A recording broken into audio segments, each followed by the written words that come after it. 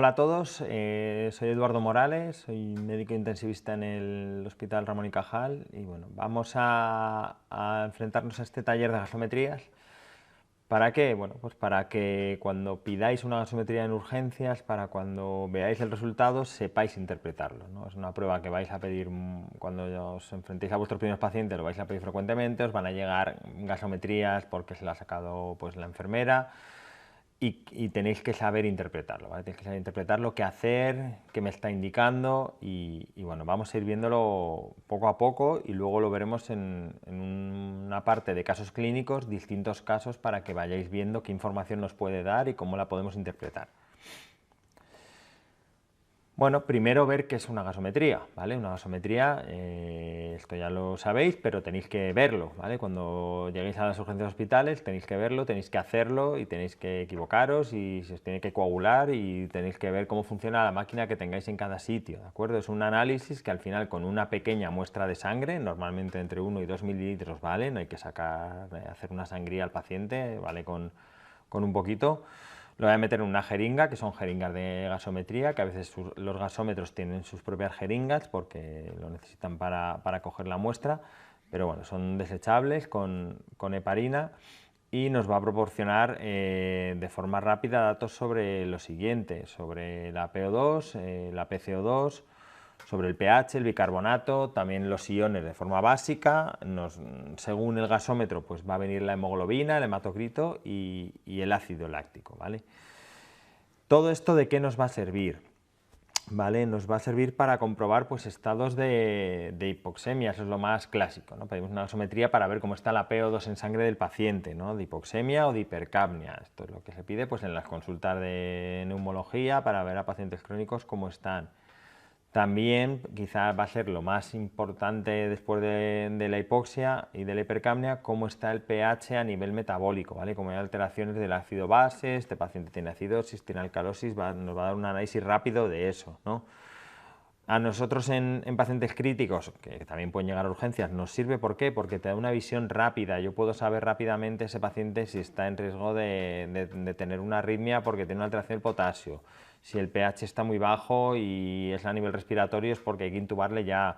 Si hay un trastorno metabólico grave porque tiene el láctico y el bicarbonato por los suelos, ¿vale? Todo eso nos lo va a dar en pocos segundos, o bien la hemoglobina incluso si está muy baja y es que está sangrando y yo no lo estoy viendo. ¿Vale? También hay marcadores de hipoxia tisular que nosotros en la UCI utilizamos mucho, como es el lactato, y que es un indicador de gravedad del paciente normalmente, ¿vale? Un indicador de que las células pues, no les llega suficiente oxígeno por lo que sea y entonces están produciendo ese ácido láctico. Para vigilar las alteraciones iónicas, es decir, si yo estoy intentando corregir a un paciente con el sodio muy alto, con el potasio muy alto o al revés, muy bajo, pues para hacer controles y no tener que esperar a la analítica del laboratorio, pues todo esto nos va a servir. En caso de sangrado masivo nos vale para lo mismo, para ver, digamos, una forma, tiene sus peros, pero ya lo veremos luego, pero para ver la hemoglobina y el hematocrito de forma rápida, ¿no? Y también, bueno, pues para ver la respuesta a un tratamiento previo que hemos puesto, ¿de acuerdo? Entonces, bueno, ¿cómo se realiza una gasometría, ¿no? Una gasometría, os pido que todos lo hagáis cuando lleguéis la primera vez a un servicio de urgencias y pidáis una gasometría, os ponéis al lado de la enfermera y le decís, quiero sacar esta gasometría contigo. Está bien que lo pinchéis alguna vez, que aprendáis a pinchar gasometrías arteriales sobre todo, ¿vale? Y que sepáis cómo sacarla, cómo llevarla al gasómetro, que yo he llevado muchísimas gasometrías porque a veces hay que ayudar, a veces no está haciendo nada y ya la llevo yo, pues vuestro gasómetro sepáis cómo funciona, ¿vale? Esto os lo pongo como deber para que cuando lleguéis ahí en las primeras guardias lo hagáis, ¿de acuerdo? La punción, bueno, pues puede ser arterial o puede ser venosa, ¿vale? La arterial normalmente, ¿de dónde se saca? Bueno, se puede pinchar en otras localizaciones, pero lo más frecuente va a ser radial, ¿vale? Como veis ahí en la foto. La venosa nos valdría cualquiera, puede valernos en el momento de un paciente que llega muy grave, le cojo una vía, pues ya de paso ahí le saco una gasometría y ya me hago una idea de qué le pasa, porque me lo he encontrado tirado en la puerta de urgencias, ¿no? Si tiene una vía previa que refluye bien, me vale eso. Si tiene catéteres permanentes, como un portacal, como un catéter venoso central en un paciente que está ingresado, pues fenomenal, ¿no? Eso ya tengo una posibilidad de sacar una muestra de sangre rápida, pues la voy a utilizar. cuando la pinchéis, ¿vale? Como cualquier punción que sea séptica, ¿vale? No te digo que te tienes que vestir como un cirujano, pero sí que, bueno, estas punciones tienen sus complicaciones, ¿vale? Y muy importante, ¿vale? Y esto yo lo he visto, lo vi de reciente pequeño, lo he seguido viendo luego. No se pidan tantas punciones arteriales, ¿vale? Las gasometrías arteriales me valen puntualmente para algo, pero eso duele mucho, ¿vale? Si alguna vez os han hecho una punción ahí arterial radial, duele bastante. Se puede poner anestesia local, ¿vale? Con una aguja subcutánea, poner algo de mepivacaína, lidocaína, lo que sea. ¿Por qué? Porque duele, el pinchar la arteria duele bastante. Y no se puede repetir infinidad de veces. Primero, porque sobre todo si son arteriales, al paciente le duele y es hacerle sufrir innecesariamente. Y luego, cuidado, que estamos pinchando una arteria y que según las circulaciones colaterales, esa arteria se puede trombosar y podemos tener un problema de isquemia arterial, ¿vale? En las manos sobre todo.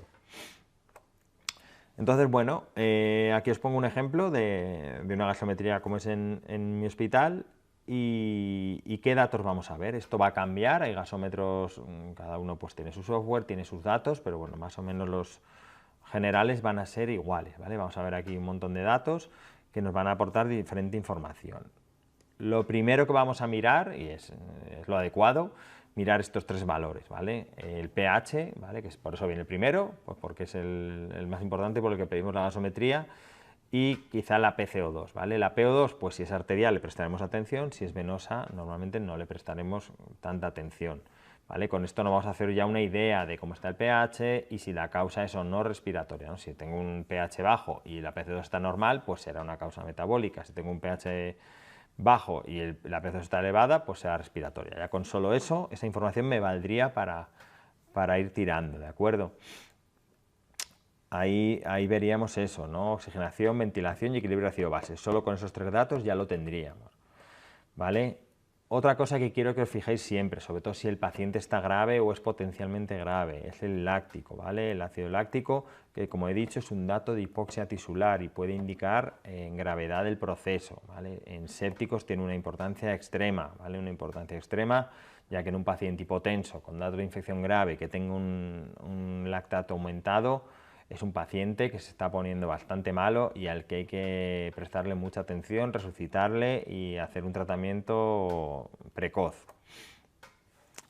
Y por último nos fijaremos pues en el bicarbonato, ¿vale? El bicarbonato, ¿qué va a hacer? Bueno, pues complementar el valor del pH, ¿vale? Va a ser el que nos diga si el bicarbonato está alto, si está bajo, porque puede ser que la PCO2 lo esté compensando, el pH sea normal, pero el bicarbonato esté muy bajo, ¿vale? Entonces siempre para hacer este balance de la situación, mirad siempre el bicarbonato, no os quedéis solo con el pH, ¿vale? Puede un pH normal estar con un bicarbonato muy bajo. Luego, como veis, hay bastantes más datos, depende del gasómetro. Algunos datos que nos van a servir, el exceso de bases, que al final va a ser pues, equivalente al bicarbonato, ¿no? Son esto que refleja la cantidad de bases que necesitaría para tener un pH normal, es decir, si un exceso de bases es negativo, tengo un déficit de bases, ¿no? Tengo un estado normalmente de acidosis. Si el exceso de base es positivo, tengo un exceso y es alcalosis, ¿vale? Simplemente un valor, una representación del problema que está teniendo el paciente. La hemoglobina o el hematocrito, ¿vale? Cuidado con esto, suelen ser más bajos que en la realidad, normalmente entre punto y medio, es decir, una hemoglobina de 7 en gases puede ser que en el hemograma tenga 8, 8,5, ¿vale? Pero sí que es orientativo, una hemoglobina de 4 es una hemoglobina de 4, o sea, si la muestra está bien sacada. Luego otros datos que en situaciones puntuales y depende del gasómetro lo tengo o no, pues como puede ser la carboxihemoglobina para intoxicaciones por carbónico, la metahemoglobinema en pacientes pues eso, también tóxicos que puedan provocarla. Y bueno, que sepáis que existe un dato ahí que se llama bicarbonato estándar, que sería el bicarbonato estimado si a temperatura de 37 grados y con un pH, con una PCO2 normal, ¿vale? Sería como el bicarbonato que sería el ideal en la situación del paciente.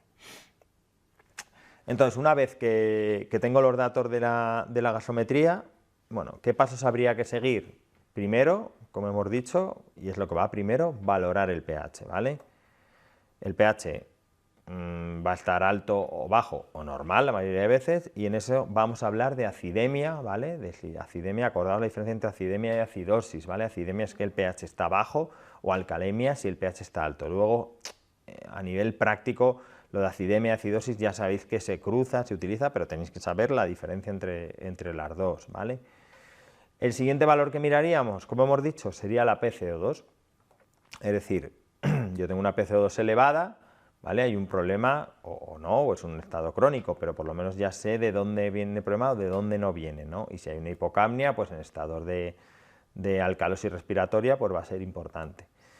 Y por último miraríamos el bicarbonato. Como os he dicho, no os quedéis solo con el pH, sino que el bicarbonato nos va a dar el estado ácido-base del paciente, cómo va a estar, si va a estar con bicarbonato normal, tiene una pérdida de carbonato, tiene un exceso de bicarbonato, ¿vale? Estos serían los 3 pasos fundamentales para poder interpretarlo. ¿Qué más tenemos que saber? Bueno, pues evidentemente, como en cualquier cosa, tenemos que saber cuáles son los valores normales. Veis que hay una pequeña diferencia en sangre arterial y venosa, ¿vale? Ahora hablaremos de ella. En sangre arterial normalmente pues entre 7,35 y 7,45, 7,36, 7,44, por ahí andan, ¿vale? Por ahí andan los valores normales de pH. El bicarbonato pues entre 21 y 27-28 mil equivalentes litro, y la PCO2 pues entre eso, 35 y 45, ¿vale? Serían los valores normales. A partir de ahí pues alteraciones. La sangre venosa, pues porque es un poquito diferente, ¿vale? Porque se incorpora al organismo y se amortigua un poquito con el CO2 que se produce a nivel de la respiración celular, ¿vale? El torniquete también tiene que ser liberado un poquito antes porque si no puede alterarse más, pero simplemente que sepáis que cuando pide una gasometría venosa, el pH venoso va a ser un poquito más bajo que el arterial, entre 0,02 y 0,04.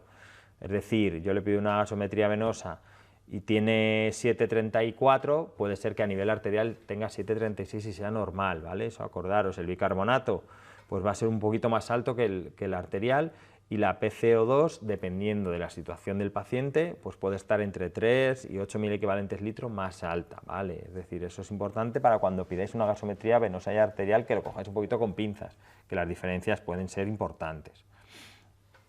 Pero una vez hablado de eso, ¿qué hago? ¿Le pido a mi paciente una gasometría venosa o le pido una gasometría arterial? Pues como os he dicho al principio, pedir la gasometría arterial cuando haga falta pedir la gasometría arterial. Si no, tiraremos con una venosa. Una venosa nos va a valer, nos va a dar mucha información.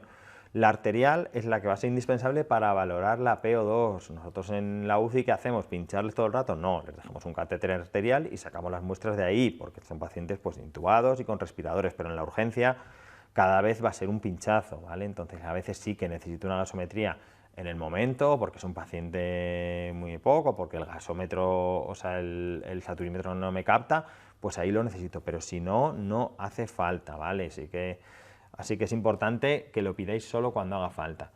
La venosa en estos casos va a ser mucho más sencilla de conseguir, me vale para valorar todo lo demás, estima la PCO2 aunque no es tan exacta, pero estamos valorando un paciente grave, un paciente urgente, no estamos en una consulta de neumología para decidir si le pongo oxígeno crónico o no. Entonces con la venosa nos va a valer la mayoría, con la venosa y la saturación, si la saturación funciona bien, me va a valer en la mayoría de ocasiones, ¿vale? Entonces, no pidáis gasometrías arteriales de más, eso trae complicaciones y es hacer de nuevo cuento sufrir al paciente. En cuanto a la PO2, acordaos de esta curva, ¿vale? De la curva de disociación de la hemoglobina, ¿vale? Entonces, como me va a valer a veces para comprobar qué PO2 tiene el paciente en situaciones muy alteradas. ¿Por qué? Porque como veis se desplaza la curva de saturación de la hemoglobina a la derecha, en casos sobre todo de acidosis, en casos de hipertermia o en casos de hiperventilación, de aumento de la CO2, que, bueno, que van a estar relacionados con la acidosis, ¿vale? Entonces, en los casos contrarios se va a desplazar a la izquierda. Entonces, aquí ¿qué podemos ver? Bueno, pues que si lo miráis, por ejemplo, para una PO2 de 60, que podría ser, digamos, el límite de la normalidad de un paciente, ¿vale? Me puede dar una saturación que normalmente va a ser en torno a 90, 91 en un paciente con un pH normal, sin alteraciones, pero si ese pH está más bajo, la saturación que me puedo recibir en el monitor puede ser más baja, hasta incluso del 80%. ¿Vale? Entonces, en esos casos sí que me puede ser útil para decir, oye, no me cuadra la situación clínica del paciente con la saturación de oxígeno que veo en el monitor. Bueno, pues para comprobarlo ahí con la gasometría sí que me podría valer, ¿vale? Entonces acordaos siempre de esta curva, que bueno, intentaré bien de corregir las alteraciones, pero que la PO2 y la saturación de oxígeno no siempre es exacta esa relación. En cuanto a los trastornos del equilibrio ácido-base, bueno, pues ya sabéis los 4 trastornos que hay clásicos, ¿vale? Acidosis y alcalosis, respiratoria y metabólica. Entonces en este cuadro, digamos que resumimos todos, ¿vale? La acidosis respiratoria, ¿qué va a ser? Bueno, pues un paciente con un pH bajo, con una PCO2 elevada y un bicarbonato normal. A veces esto no está tan normal, a veces está muy elevada la PCO2 y el bicarbonato eleva para intentar compensar, pero no lo suficiente, ¿no? Entonces las causas, la causa más clásica, ¿cuál va a ser? Hipoventilación, ya sea porque el paciente que siempre os va a venir a la cabeza, que es el paciente POC, porque retiene carbónico, pero cuidado con eso, disminución de nivel de conciencia, intoxicados, traumatismos craneoencefálicos, hemorragias cerebrales, ¿no? Pacientes que no sean capaces de respirar por otra causa, ¿no? O incluso debilidad muscular, como enfermedades tipo Guillain-Barré o otras debilidades musculares, ¿vale? Entonces simplemente yo no ventilo suficiente, el pH baja. En la alcalosis respiratoria, bueno, pues al revés, el pH va a subir, ¿por qué? Porque estoy ventilando demasiado. Dolor, ansiedad, fiebre alta o un estimulante del sistema nervioso central, como pueden ser las drogas, ¿vale? Como pueden ser multitud de drogas que son estimulantes y provocan una hiperventilación excesiva, más de la que el cuerpo necesita. La acidosis metabólica va a tener un pH bajo, pero con una PCO2 pues normal, si no estoy compensando, ¿vale? Y un bicarbonato bajo, ya hemos hablado, fracaso renal, del shock, de la cetoacidosis, y en la alcalosis metabólica, pues al revés, pH alto, PCO2 normal, bicarbonato elevado, y bueno, pues normalmente por vómitos, por diuréticos, ¿vale? En los vómitos acordados que se pierde ácido y por eso se produce pues la alcalosis. Como ya comentamos en el bloque de acidosis metabólica, en estos casos es muy importante que con la gasometría, porque además me van a venir ahí un análisis de iones, no tengo que esperar a la analítica completa, vamos a calcular el anion gap, ¿vale? El anion gap, que ya sabéis que es el sodio menos la suma del bicarbonato más el cloro. Entonces todo esto me viene en la tira de gasometría que hemos visto antes. Valores normales, bueno, pues entre 8, 14, según un poquito donde lo miréis, entre 8 y 16, por ahí estarían, ¿vale? Si tengo un anion gap elevado y una acidosis metabólica, pues nos vamos a acidosis láctica, a cetoacidosis, a tóxicos, a insuficiencia renal crónica, ¿vale? Para eso que os lo he contado en la clase de alteraciones del equilibrio ácido-base. Si el anion gap es normal, que sería una acidosis hiperclorémica, bueno, pues estarían las diarreas, la infusión de solución salina, insuficiencia renal o demás acidosis tubulares renales, ¿vale? Pero bueno, para valorar una acidosis metabólica, evidentemente una gasometría es fundamental, por eso es una prueba bastante rápida y voy a tener mucha información de golpe. El cuerpo va a compensar estas alteraciones, tanto las respiratorias como las metabólicas, pero cuidado, porque unas son rápidas y otras son lentas, ¿vale? Todas las alteraciones respiratorias, es decir, si yo tengo un paciente con acidosis respiratoria aguda, no va a dar tiempo a que el riñón aumente el bicarbonato en sangre como para que el pH tienda a normalizarse, ¿vale? Y al igual en la alcalosis respiratoria. ¿Vale? Son mecanismos lentos, el riñón responde lento a estas alteraciones, no compensa tan rápido como compensa el sistema nervioso central y la ventilación, es decir, al alterarse en la acidosis metabólica el pH en el líquido farraquídeo, eso llega a los centros respiratorios y se produzca una hiperventilación, esto en cuestión de minutos, ¿de acuerdo? Entonces vamos a bajar el PCO2 y va a equilibrarse el pH. En la alcalosis metabólica, pues lo mismo, ¿no? Voy a hipoventilar aumentando la PCO2. Es decir, las alteraciones metabólicas tienen más rápida compensación a nivel respiratorio y las respiratorias una compensación más lenta a nivel renal. ¿Cómo compensamos? Bueno, esto está sacado del manual de nefrología de CTO y bueno, aquí vemos cómo las respuestas compensadoras pues bueno, pueden ser más o menos así, ¿vale? Estas son estimadas. Entonces, en la acidosis metabólica, por cada miliequivalente que baja de bicarbonato, pues bueno, se compensa a nivel respiratorio con la bajada de 1 milímetro de mercurio de CO2, ¿no? Y en la acidosis respiratoria, por cada subida de 10 mililitros de mercurio de CO2, a nivel agudo va a compensar muy poco, de un miliequivalente más o menos de bicarbonato, pero ya a nivel crónico, con los días, posiblemente va a subir más, entre 3 y 4. En las alcalosis, bueno, pues similar, ¿de acuerdo? Por cada miliequivalente que sube de bicarbonato, se compensa hipoventilando con una subida de la CO2 de 0,7 hipoventilando. Y en la alcalosis respiratoria, pues eso, por cada bajada de 10 de dióxido de carbono, pues compenso con 2,5 o con 5 en el paso de los días, pero acordaos que toda esta compensación renal va a ser bastante lenta, ¿vale? No va a ser inmediata. Luego, estos cuadros, donde vienen siempre 4 causas, cogerlos con pinzas. ¿Por qué? Porque la mayoría de los pacientes que veamos van a venir con trastornos mixtos, ¿vale? Es decir, pueden existir pacientes con acidosis respiratoria crónica que retienen CO2, que ya presenten alcalosis metabólica, bien porque han compensado o bien porque también son tomadores de diuréticos o bien porque han vomitado en los últimos días porque se encontraban mal, ¿no? Pero normalmente si ya el pH se ha alterado es porque algo sobre esa estabilidad crónica que tenemos va a haber una descompensación aguda, ¿no? Entonces lo que quiero decir con esto es que cuando veáis la gasometría intentad buscar qué le ha pasado al paciente recientemente, es decir, qué es lo que ha cambiado, porque yo sé que un EPOC tiene una PCO2 alta y que tiene un bicarbonato alto, pero si ahora me llega con un pH muy bajo y con un bicarbonato de 20 en vez de 36 que tenía la última vez, ¿qué ha pasado? ¿Es porque está haciendo una insuficiencia renal? ¿Es porque está deshidratado? ¿Es porque tiene una sepsis, porque tiene el láctico alto? ¿Vale? Entonces ahí siempre vuelvo a lo mismo, la historia clínica os va a volver a llevar a la alteración que está causando ese problema, ¿vale?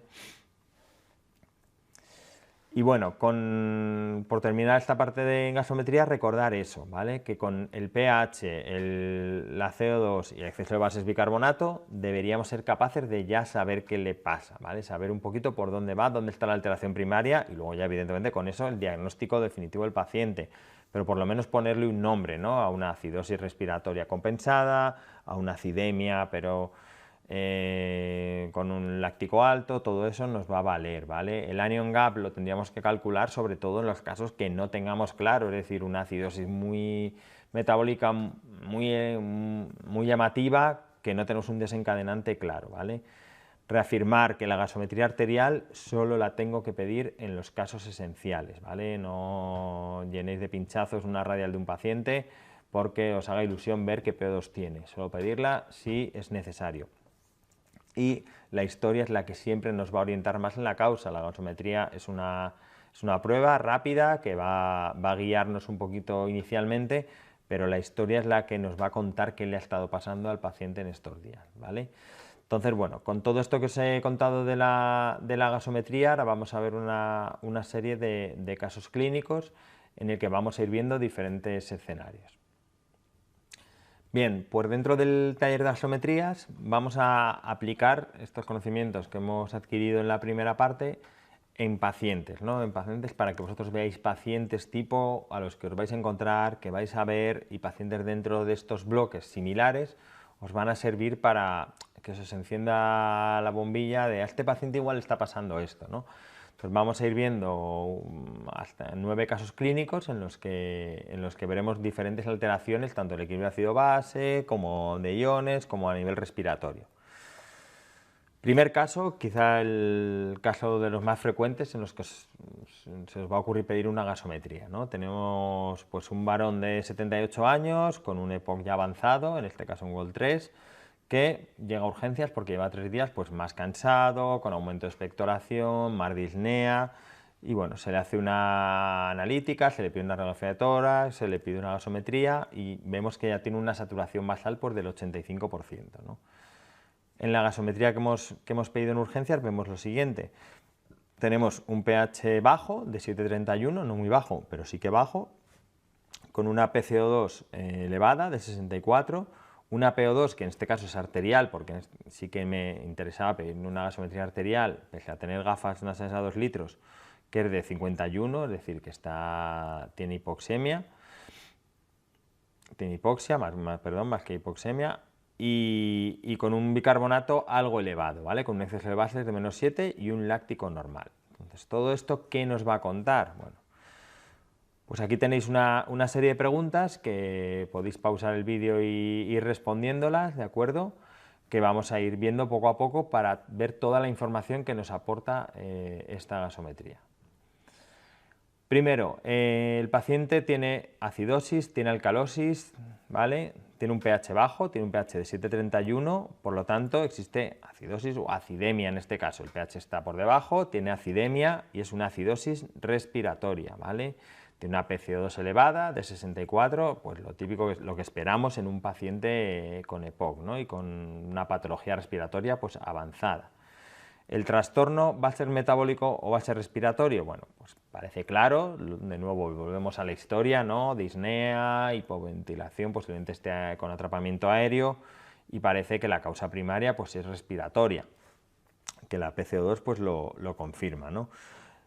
La oxigenación, ya hemos visto pues, que está comprometida, pese al aporte de oxígeno con 2 litros de oxígeno por minuto, está bajo, tiene hipoxemia, está en 50, bueno, que son niveles donde nos tendríamos que plantearnos subir el aporte de oxígeno, ¿no? ¿Y el organismo está compensando esta alteración? Bueno, pues existe una compensación crónica. ¿Por qué? Porque posiblemente este paciente pues, viva con PCO2 en torno a 55, 56, 57, ¿no? Y ese bicarbonato que estamos viendo de 32 es su compensación habitual. ¿Qué ha pasado? Que se ha descompensado, es decir, él vive en ese equilibrio y por un proceso que puede ser un proceso respiratorio, broncoespasmo, cualquier otra cosa, se ha descompensado y ha subido la PCO2 por encima de lo que el cuerpo puede compensar, ¿de acuerdo? Entonces, por eso tenemos un pH bajo pese a que lo está compensando. Entonces, sería una compensación inadecuada, más que inadecuada, insuficiente para lo que pide el paciente. Entonces, va a ser un paciente que os vais a enfrentar en numerosas ocasiones en urgencias, ¿vale? Un paciente POC, descompensado, que empieza a tener datos gasométricos ya no solo de hipoxia, sino de fatiga respiratoria. Cuidado que estos pacientes pueden claudicar en poco tiempo, ¿vale? Serían pacientes que podrían ser candidatos, por ejemplo, a ciclos de ventilación no invasiva, donde le ayude a corregir esa alteración respiratoria. En el segundo caso clínico, también un caso bastante frecuente que vais a ver, es un varón, bueno, pues de 43 años, sin antecedentes, que comió comida en mal estado, esto lo vais a ver mucho en verano, con el tema de las mayonesas o de comida que no está bien refrigerada, ¿vale? Y que lleva 3 días pues con diarrea y no puede beber agua y se encuentra mal y bueno, cuando llega se refiere mal estado general y le pedís una analítica y una gasometría, ¿no? Y lo primero que os llega pues es la gasometría. En este caso no nos ha hecho falta pedirle una gasometría arterial, ¿por qué? Porque no tiene ningún problema a nivel respiratorio, ¿de acuerdo? Entonces, bueno, vemos un pH de 7,24 con una PCO2 de 23, con una PO2 venosa de 45, que le habíamos puesto gafas nasales, un bicarbonato de 11, un exceso de bases de menor 12 y un láctico normal, un lactato normal. Con esto, de nuevo, haceros estas preguntas, ¿vale? Estas preguntas que vamos a ir viendo, haceroslas vosotros y vamos a ir viéndolas una a una, ¿vale? Con esto que tenemos acidosis, tenemos alcalosis y de nuevo, bueno, pues tenemos acidemia con una acidosis metabólica, ¿no? Tenemos un pH bajo, un pH 7,24, cuidado, que es un pH que empieza a estar en el límite de la seguridad, por así decirlo, del paciente. Y la causa pues parece metabólica, tanto por la historia, ¿vale? Porque es un paciente que tiene diarrea y en principio tiene una pérdida de bicarbonato excesiva ahí, tanto por la historia como por la gasometría. Tenemos un bicarbonato bajo con un exceso de bases negativo. La oxigenación en este caso, la PO2 que vemos en la gasometría, no me sirve de nada, ¿vale? Es una PO2 periférica, venosa, que no me sirve en este caso de nada, no la necesito. Está ahí, pero no tengo por qué valorarlo, no es que... Cuidado con esto, que no digáis que tiene la PO2 baja en una gasometría venosa, ¿vale? Insisto mucho en esto porque se pasa frecuentemente. ¿Está compensando la alteración? Sí, el paciente que está haciendo, vemos que tiene una PCO2 baja, que tiene una PCO2 de 23, el paciente está hiperventilando, hemos visto que los mecanismos de compensación respiratoria son rápidos, está hiperventilando para intentar subir el pH, pero aún así no es una compensación suficiente, es una compensación que se queda, por así decirlo, a medias, ¿no? Entonces veríamos un paciente pues taquipneico, con esa taquipnea en el intento de compensar el pH. ¿Vale? Entonces el resumen de un paciente pues con una acidosis metabólica por pérdidas, ¿vale? Por pérdida de carbonato en la diarrea y posiblemente deshidratado por esa pérdida de volumen, ¿no?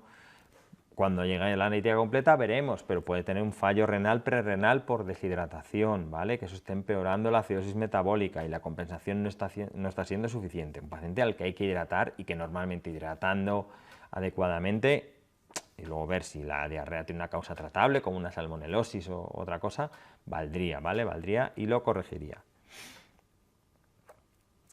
En el tercer caso, tenemos a un varón de 23 años que, bueno, jugando al rugby se cae, parece que se rompe el tobillo, tiene mucho dolor, le inmovilizan y le traen a urgencias estable, es decir, no parece que la fractura queda en el tobillo, no se está desangrando por ningún lado, ni sospechamos una fractura a ningún otro nivel, pero viene muy taquipneico, con mucho dolor, llorando, con sudoración y que empieza a tener rigidez generalizada. ¿Vale? Entonces, nosotros le pedimos una ética completa y como pues, hemos aprendido mucho en este taller, le pedimos una gasometría, también asociada a la analítica, aparte de que le valore el traumatólogo, pero nos preocupa lo rígido que se está empezando a poner muy rígido y tiene mal aspecto. Y en la gasometría vemos lo siguiente, un pH de 7,61, con una PCO2 de 19, con una PO2, que también le han traído con gafas nasales, de 45, un bicarbonato de 23 y un láctico pues normal. Nos volvemos a hacer las mismas preguntas de siempre, ¿vale? Que las intentéis hacer vosotros, pero ¿qué vamos a tener en este caso? Bueno, tenemos un pH de 7,61. Esto es una alcalosis, ¿no? Ahora veremos si metabólica o respiratoria, una alcalosis o una alcalemia, ¿no? El pH está claramente elevado. ¿El trastorno que parece? Bueno, pues por la clínica, ¿no? Ya vemos que es un paciente hiperventilando, que viene con mucho dolor, con mucho nerviosismo y la causa primaria, tanto por la clínica, por la gasometría, es respiratoria, es decir, tiene una hipocapnia, tiene una PCO2 muy baja de 19, ¿vale? La oxigenación, de nuevo, no nos sirve de nada, no queremos valorar y ¿está compensando el organismo esa subida de pH? No. ¿Por qué? Porque el riñón no compensa tan rápido, el riñón no puede empezar a perder bicarbonato de forma tan rápida, esto se ha producido en minutos o horas y el riñón, como veis, el bicarbonato está en 23, ¿de acuerdo? Entonces, es un paciente con una alcalosis respiratoria por una crisis de ansiedad, en este caso ansiedad debido a dolor, ¿no? A un dolor pues mal controlado, que igual simplemente controlando el dolor mejoraría. Pero ¿qué me preocupa? Pues esa rigidez de la que nos hablan al principio de la pregunta, ¿vale? Eso puede ser un dato de tetania, ¿vale? De tetania por un pH muy alcalino y cuyo tratamiento evidentemente es controlar el dolor, poner calmantes, fijar la fractura, todo eso, pero acordaos siempre de esto, ¿vale? Que en pacientes que están empezando a hacer tetania, lo de soplar en una bolsa no es solo para las películas, esto funciona. No pidáis una bolsa en urgencias, para eso hay un reservorio, ¿vale? Le ponéis un reservorio de oxígeno sin oxígeno, simplemente para que entre, salga de la bolsa y al inspirar ellos el propio CO2 se irá compensando esa alteración, pero es que la tetania se pueden poner rígidos y la sensación de que se ponen muy enfermos, ¿de acuerdo? Bien, en este caso clínico, ¿vale? También es un caso que nos tiene que sonar y un caso al que, sobre todo, tenemos que actuar con rapidez, ¿vale? Quiero que aquí la gasometría sirva para un dato de alerta de pacientes que vais a ver frecuentemente y que os tiene que hacer correr, os tiene que hacer actuar de forma rápida, ¿vale? En este caso, pues es una mujer de 30 años que tiene infecciones urinarias de repetición y que lleva un par de días pues con disuria, con fiebre, que tiene malestar general, que se ha empezado a tomar pues, fosfomicina, que es lo que se suele tomar ella para las infecciones de orina, pero que se encuentra peor por lo que acude a urgencias. Cuando llega, las constantes son preocupantes, ¿vale? 130 latidos, tensión arterial de 6,4, satura bien, 95% sin oxígeno, y le pedimos una gasometría, que bueno, en este caso nos valdría de nuevo con una gasometría venosa. Vemos un pH de 7,24, una PCO2 de 30, una PO2 venosa de 57, un bicarbonato de 14, exceso de base menos 8, un lactato de 6, ¿vale? Con un sodio y un cloro normales, de 141 y 110, ¿vale? De nuevo, nos hacemos el bloque de preguntas según las alteraciones que tenemos y es ver el pH y tenemos una acidosis, una alcalosis y en este caso acidemia, ¿vale? Con acidosis que parece metabólica, que ahora vamos a ver por qué metabólica. Bueno, pues porque el bicarbonato está disminuido, está en 14 con un exceso de bases negativo, ¿vale? De menos 8. ¿Y por qué va a ser esto?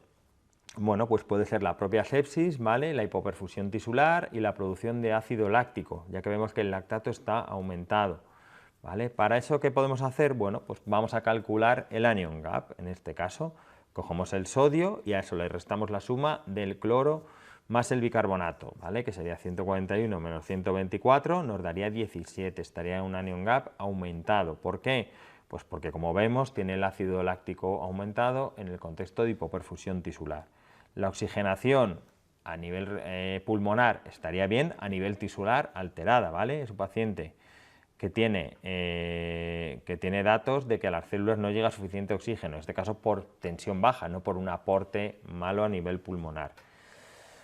¿Lo está compensando? Bueno, pues parcialmente, ¿vale? La PCO2 la reduce, está a 30, pero aún así el pH es muy bajo, es una compensación insuficiente. Posiblemente, cuidado, porque cuando esta compensación empieza a fallar, porque se ponga peor, porque empiece con bajo nivel de conciencia, secundario que puede ser a la hipotensión, esto va a hacer bajar el pH de forma muy rápida y provocar alteraciones importantes, ¿vale? Entonces, bueno, esto es el resumen de una paciente séptica, ¿vale? De una paciente séptica, pero con datos de gravedad extrema, una paciente que no puede esperar al manejo adecuado, a hidratar, a buscarle el foco, a poner antibióticos, a sacar hemocultivos y a buscar si tiene una obstrucción de la vía urinaria, por ejemplo, ¿no? Es una acidosis metabólica en el contexto de sepsis grave, ¿vale? Y todo esto hay que hacerlo rápido, tiene que ser, no espero a que la analítica tenga 30.000 leucocitos, ya con esto es una infección que me avisa de tengo que correr, ¿de acuerdo? Bien, otro caso distinto, un poco más complejo y menos frecuente, que bueno, nos encontramos con un varón de 43 años que tiene antecedentes psiquiátricos múltiples, aunque no queda clara la historia, y que es traído a urgencias porque le encuentran en la calle tirado, ¿vale? Parece que huele a alcohol y está inconsciente. Cuando llega a urgencias le hacemos una gasometría, le pedimos una analítica y la gasometría nos llega a lo siguiente: tiene un pH de 7, 7,01, con una PCO2 de 60, con una PO2 arterial de 95. En este caso, bueno, pues porque no nos captaba bien el pulso oxímetro y hemos decidido hacerle una gasometría arterial. Un bicarbonato de 10, exceso de bases de menos 16, lactato de 7, sodio de 150, cloro de 100, potasio límite de 5,5 y hipoglucemia de 45. Como veis, una gasometría alterada en muchos de los datos. Bien, de nuevo, las preguntas habituales que nos vamos a hacer. ¿Tiene acidosis? ¿Tiene alcalosis? Bueno, creo que tiene una acidosis y bastante grave, ¿no? Un pH ya rondando 7 es un pH que puede ser letal, una situación muy grave y que puede ser de periparada incluso. ¿El trastorno cuál va a ser? Bueno, pues es un trastorno mixto, porque como veis, en este caso tenemos un bicarbonato bajo, un bicarbonato de 10, con un exceso de bases de menos 16, con una PCO2 elevada de 60, ¿no? ¿Qué ha sido primero? Pues no lo sabemos. Hombre, viendo el caso del paciente que ahora veremos, parece que lo metabólico es lo primero y ya después de esas alteraciones, o incluso por la intoxicación que tenga por alcoholes o por lo que sea, pues ya provoca bajo nivel de conciencia y hipoventilación, es decir, se suman las dos cosas, ¿vale? Tiene un anion gap elevado, ¿de acuerdo? Tengo el sodio en 150, el cloro más el bicarbonato son 110, tengo un anion gap de 40. ¿Qué me haría sospechar en este caso? Bueno, un paciente psiquiátrico que no sé dónde ha estado, que no sé lo que se ha bebido, que puede tener alcoholismo crónico, me haría sospechar con el aumento del lactato en una intoxicación, por ejemplo, por metanol, ¿vale? Por otros alcoholes. ¿Administraríamos bicarbonato? Vale, pues sería un paciente en el que se podría plantear administrar bicarbonato. ¿Por qué? Porque está en riesgo vital, porque le vemos mal, porque está inestable, está con una acidosis importante, y otra cosa que habría que plantear es si necesita ser, por ejemplo, intubado. ¿Para qué? Para corregir esa hipercapnia, ¿vale? Para que esa PCO2 baje de forma rápida y el pH también suba. Igual simplemente ventilándole mejor o intubándole podríamos corregirlo y podríamos evitarnos administrar el bicarbonato. ¿Está compensando el paciente? No, ya hemos hablado de eso. El bajo nivel de conciencia, que no sabemos qué es primero, está produciendo hipoventilación y ha hecho que la situación pues empeore, ¿no? Entonces, bueno, es un paciente que no sabemos qué le ha pasado, que no tenemos historia que hacer, porque viene solo, porque se lo han encontrado tirado en la calle, y lo del metanol pues habría que descartarlo, ¿no? Y el bajo nivel de conciencia está evitando que el paciente hipoventile y por lo tanto es un paciente en situación de riesgo vital inmediato, ¿vale? Esto es un paciente para avisar a la UCI sin ningún tipo de duda, ¿vale? Y tendría que subir a una unidad de cuidados intensivos, posiblemente ventilado, y ya esperar al resto de pruebas, pero no esperaríamos a la analítica. Otro caso no infrecuente en el que nos vamos a encontrar a un varón de 43 años, ¿vale? Que hace 24 horas ha tenido una noche de fiesta que se le ha ido un poco de las manos y que ha tenido una ingesta masiva de alcohol. Dice que desde que estuvo de fiesta no puede ingerir nada, que no para de vomitar, que se encuentra fatal y que hacía años que no le pasaba esto. ¿Vale? Entonces, bueno, le hacemos una analítica y de nuevo le pedimos una gasometría, ¿no? Porque tiene mal color, está impresionado de deshidratado y bueno, en la gasometría, en este caso venosa, no necesitaríamos de nuevo una arterial, que vemos un pH pues, de 7,52 con una PCO2 de 50, una PO2 venosa de 45, un bicarbonato de 32 y un exceso de bases de -6 con un láctico normal de 1. ¿Vale? Todo esto nos va a dar una representación de lo que le está pasando al paciente. Vamos a ver las preguntas habituales que estamos haciendo. Y bien, en este caso, pH de 7,52, tenemos un paciente con alcalosis o alcalemia, ¿no? Tiene un pH elevado, tiene una clara alcalemia. ¿Por qué le está pasando? Bueno, pues un paciente que lleva vomitando 24 horas, acordaos que los vómitos al final estamos vomitando algo ácido, ¿vale? Perdiendo ácidos por el ácido clorhídrico. Entonces, esos vómitos y esa pérdida, digamos, recurrente de ácidos llevan a un pH elevado, ¿vale? A que el bicarbonato suba. La oxigenación no nos va a interesar en este caso, me da exactamente igual. ¿Y lo está compensando el paciente? Sí, está hipoventilando, ¿vale? ¿Qué pasa? Que no es una compensación adecuada. No sabemos si es que ahora cuando viene de urgencias está nervioso por su situación, porque se encuentra mal, a veces eso también provoca hiperventilación inadecuada, ¿de acuerdo? O sea que igual lo que necesitaría es una PCO2 de 55 para estar en un pH normal, pero aún así se queda en 50. Entonces, este es un caso de alcalosis metabólica típica, ¿no? Con vómitos recurrentes, cuidado en las anoréxicas, lo vais a ver bastante, ¿vale? Gente que vomita recurrentemente, que hay que rehidratar, evidentemente poner antieméticos, bueno, valorar otra causa, ¿no? Que no esté intoxicado, por ejemplo, que por eso vomite tanto. ¿Por qué? Porque si esto sigue vomitando podría progresar, podría deshidratarse y provocar pues, fallo renal y ya pasar a otro campo que sería la acidosis metabólica, el fallo renal, porque si no ingiere nada y no para de vomitar y perder líquidos, aparte de lesiones en el esófago, se puede llegar a este nivel de daño, ¿de acuerdo? Bien, un caso que vamos a ver, desgraciadamente lo vais a ver en muchas ocasiones, pero a diferencia de los otros, pues tiene sus peculiaridades, ¿vale? Pacientes de edad avanzada, ¿vale? En este caso un varón pues, de 84 años con un Parkinson avanzado que está en una residencia y parece que ayer pues se aspiró mientras se comía pues un puré y desde entonces esta noche se lo encuentran con mal estado general, con fiebre 39, que no responde muy bien a las órdenes ni a nada, ¿no? Y le ven muy mal. Cuando llegamos le pedimos una analítica, le pedimos una radiografía y le pedimos una gasometría. La gasometría nos muestra lo siguiente: un pH de 7,11, una PCO2 de 57, una PO2 arterial de 40, con un reservorio que ya trae de la ambulancia 15 litros por minuto, un bicarbonato de 15, un exceso de bases -6 y un láctico elevado en 5, ¿de acuerdo? Y en la radiografía pues vemos lo siguiente, donde aquí pues parece que existe una consolidación en la base derecha. Bien, de nuevo vamos a analizar una gasometría que tiene pues, alteraciones prácticamente generalizadas, ¿vale? Vamos a ver, el pH está bajo, tiene una acidosis clara, ¿no?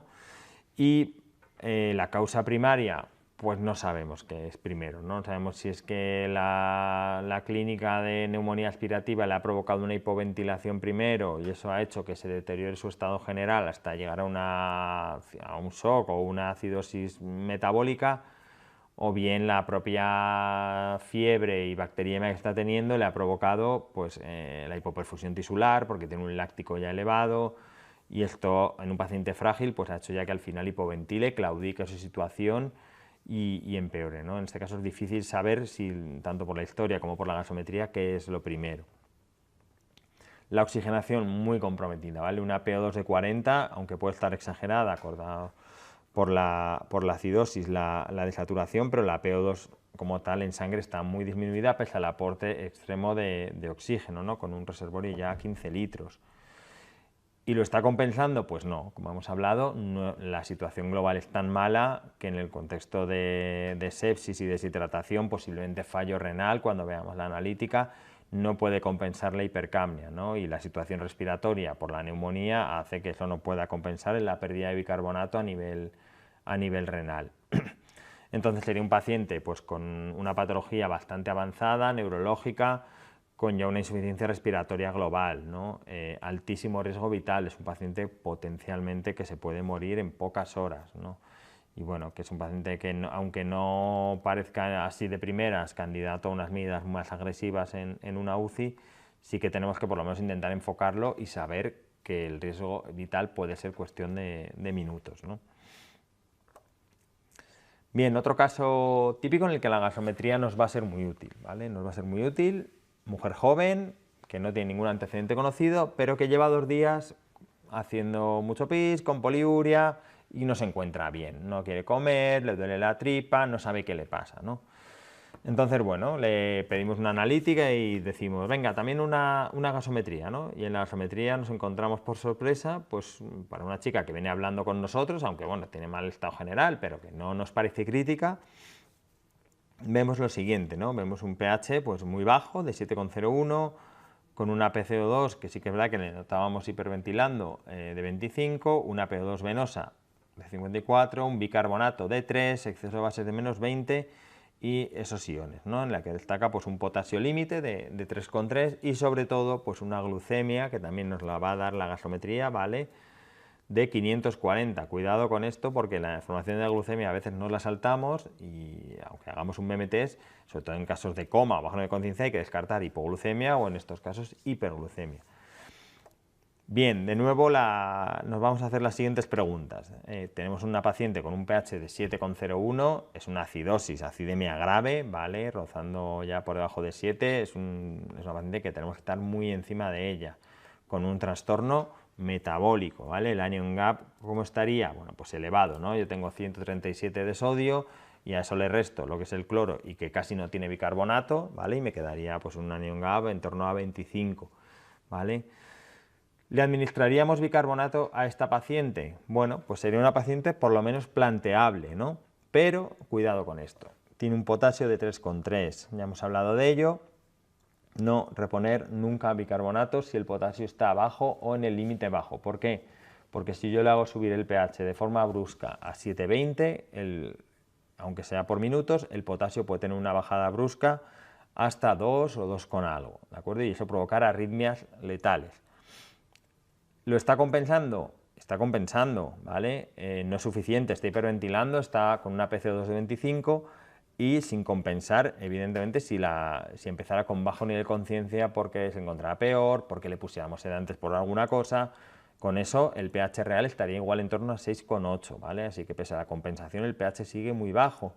Entonces es un caso típico pues, de cetoacidosis diabética, un debut diabético con una acidosis extrema, ¿vale? Normalmente estos pacientes administrando insulina y rehidratando irán mejorando en pocas horas, ¿vale? Son pacientes que depende del sitio, pero normalmente necesitan un ingreso pues, en cuidados intensivos o unidades de intermedios, porque sí que es verdad que todas estas alteraciones del potasio, las gasometrías frecuentes, el manejo de la insulina, cuando ya hay que ponerla, el manejo de los sueros tiene que ser un manejo intensivo, ¿no? Y dependiendo de las zonas, pues tienen que estar más vigilados, ¿vale?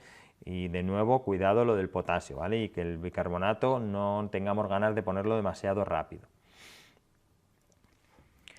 Y bien, por último vamos a ver en este caso clínico, bueno, pues una paciente más frecuente, ¿no? Una paciente a la que tiene una paciente de 56 años, pluripatológica, con un EPOC leve, que tiene un poquito de insuficiencia renal crónica, que tiene pues 1,3 de creatinina, que toma diuréticos porque también es hipertensa y que tiene un accidente de tráfico, pero bueno, una cosa, que le duele un poco el cuello, pero ya que le hacemos una analítica, pues le hacemos una gasometría, ¿vale? Y tenemos la siguiente gasometría, tenemos un pH pues de 7,36 con una PCO2 de 56, una PO2 de 61, porque nos hemos empeñado en que como es EPOC le hacemos una gasometría arterial, un bicarbonato de 34, exceso de bases de más 9 y un lactato y sodio pues normales, ¿no? Entonces, bueno, esta gasometría vamos a analizarla de nuevo con el esquema que hemos hecho.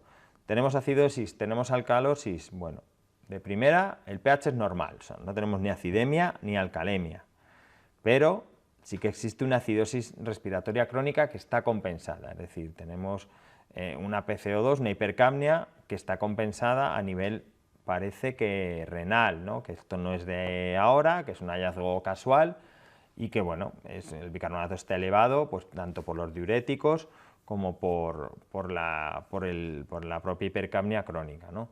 La hipoxemia, pues es límite, ¿vale? Es una PO2 de 60, pero tener en cuenta el paciente que es una paciente EPOC, que tendrá cierta hipoxia basal y que en este caso no tenemos que correr en buscar causas para esto, sino que ya es algo conocido en la historia, ¿no? Y bueno, sí que está compensándose, ¿no? Es una hipercapnia crónica, el riñón ha tenido tiempo suficiente, ¿vale? No es una cosa de horas ni de pocos días, sino posiblemente de meses, que lleva ya tiempo y que los diuréticos encima han potenciado ese aumento del bicarbonato. Entonces esto puede ser una gasometría con alteraciones del equilibrio ácido-base, que las tiene, pero que no, por así decirlo, tenemos que dejarla pasar, que no pasa nada, que lo sabemos, que todo cuadra con su historia, otra cosa es que no tomara nada, que no fuera poco conocida, bueno, pues ya entonces habría que hacer un diagnóstico más intensivo, pero en este caso pues es un paciente que os vais a encontrar muchas veces y que vemos alterada la CO2, alterado el bicarbonato, pero no pasa nada, ¿de acuerdo? Y bueno, para concluir este taller y esta parte de casos, pues bueno, saber eso, que como todos estos casos que he visto, la gasometría nos puede dar una información muy rápida antes de tener la analítica y que nos puede ya guiar al paciente hacia dónde tenemos que ir y sobre todo si, digamos, cribar pacientes de muy alto riesgo, ¿vale? Entonces hay que empezar a corregir esas alteraciones sin esperar a la analítica, que puede tardar media hora, una hora o más tiempo, depende el sitio, pero todo esto que vemos en la gasometría, correlacionarlo con la clínica, ¿vale? Si el paciente tiene una clínica importante que no, le va a comprometer la vida, pues tenemos que correr, pero a veces hay alteraciones en la gasometría que son crónicas y que en este caso pues podríamos esperar o estudiarlas de forma incluso ambulatoria. Entonces con esto terminaríamos el taller de gasometrías, espero que esto os sirva porque son, digamos, casos frecuentes que os vais a encontrar y espero que así sepáis manejar estas alteraciones cuando las veáis en urgencias.